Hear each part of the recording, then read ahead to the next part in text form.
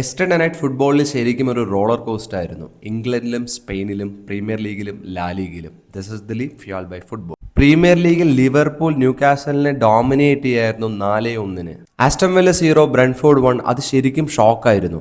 നോട്ടം forest versus crystal palace അതൊരു സമനിലയായിരുന്നു 1-1. Man City versus Tottenham 2-2 ആയിരുന്നു. ശരിക്കും ടോട്ടനത്തിന്റെ ഒരു കംബാക്ക് ആയിരുന്നു അത്. Man United 3, Fulham 2. തുടർച്ചയായ 3ാം വിജയം മാൻ യുണൈറ്റഡിന്. ഫ്രാങ്കിന് ഈ സീസണിൽ ചിലപ്പോൾ മുടിവെട്ടാൻ സാധിച്ചേക്കും. ഇനി ലാലിഗ നോക്കിയ Barcelona dominated Elche with 3-1. Real Betis 2, Valencia 1. Getafe Celta Vigo match ഒരു സമനിലയായിരുന്നു 0-0. Athletic Club versus Real Sociedad അതും ഒരു സമനിലയായിരുന്നു 1-1.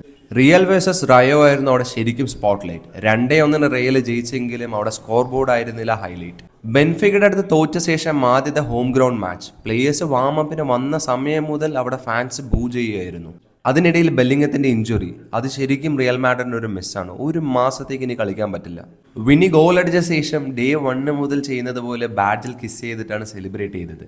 പക്ഷെ അവിടെ ഒരു ട്വിസ്റ്റ് ഉണ്ടായി. വിനി ഗോട്ട് സസ്പെൻഡഡ്. നെക്സ്റ്റ് മാച്ചിൽ വിനി ഉണ്ടാവില്ല. 97th minute score is 1-1. അപ്പോൾ ഒരു പെനാൽറ്റി കിട്ടുന്നു. അത് എംബാപ്പെ ഗോളായി കൺവേർട്ട് ചെയ്യുന്നു. ആ ഗോളോടുകൂടി എംബാപ്പയ്ക്ക് 22 ലാലിഗ ഗോൾസ് ദിസ് സീസൺ.